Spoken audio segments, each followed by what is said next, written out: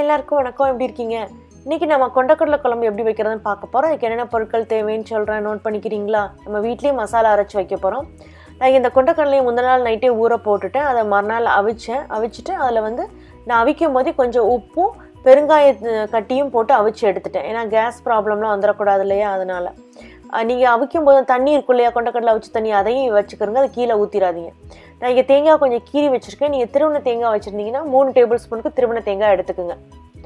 பெரிய வெங்காயத்தை ஒன்று கட் பண்ணி வச்சுருக்கேன். தக்காளி பழம் ஒன்று பெரிய சைஸ் தக்காளி பழத்தை கட் பண்ணி வச்சுருக்கேன். ஒரு கொத்தமல்லி வந்து 2 டேபிள் ஸ்பூனுக்கு முழு கொத்தமல்லி எடுத்து வச்சுருக்கேன். 1 டீஸ்பூனுக்கு மிளகு, 1 டீஸ்பூனுக்கு ஜீரகம் எடுத்து வச்சுருக்கேன். 3 காஞ்ச மிளகாய் எடுத்து வச்சுருக்கேன். இது வந்து தாளிக்க கடுகு, உளுந்தம்பருப்பு, காஞ்ச மிளகாய். அதுக்கப்புறம் வெள்ளைப்பூடு வந்து ஒரு 8 பல்ல எடுத்து அதை குட்டி குட்டியாக கட் பண்ணியிருக்கேன். உப்பு தேவையான சேர்க்க போகிறோம். அது மாதிரி எண்ணெய் 3 டீஸ்பூனுக்கு சேர்க்க போகிறோம். ஓகே, இது எப்படி பண்ணலான்னு பார்க்கலாமா? முதல்ல நம்ம எல்லா இன்க்ரீடியன்ட் ட்ரை ரோஸ்ட் பண்ணிக்கலாம். ஒரு பேனை வச்சு அதில் கொத்தமல்லி, ஜீரகம், மிளகு, காஞ்ச மிளகாய் இதெல்லாம் லைட்டாக ப்ரௌன் ஆகிற வரை வறுத்து எடுத்துக்கிறோங்க. அதை தனியாக ட்ரான்ஸ்ஃபர் பண்ணி வச்சுருங்க. இப்போ நல்லா ப்ரௌன் ஆகிட்டு நம்ம எடுத்துடலாம். இதில் தேங்காயும் போட்டு லைட்டாக வதக்குங்க. அதை வந்து லைட்டாக ப்ரௌன் ஆகணும். ஆறின பிறகு ஜாரில் போட்டு இந்த அளவுக்கு அரைச்சி எடுத்துக்குங்க, தண்ணி சேர்த்து லைட்டாக.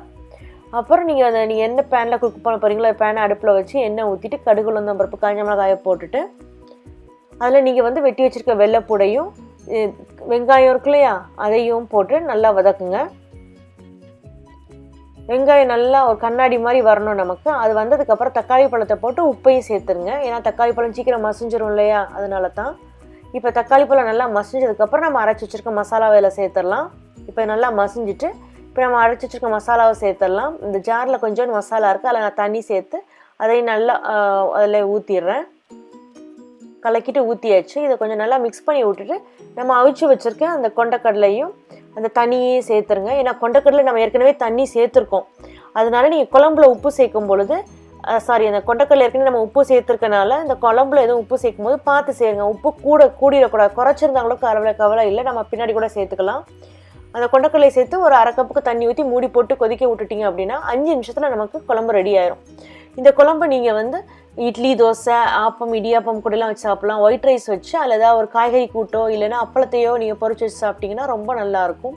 இந்த கொண்டக்கடலை குழம்பு ட்ரை பண்ணி பார்த்துட்டு உங்கள் கமெண்ட்ஸு சமையல் விருந்தில் போஸ்ட் பண்ணுங்கள்.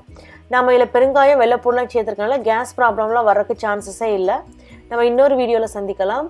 நன்றி, வணக்கம்.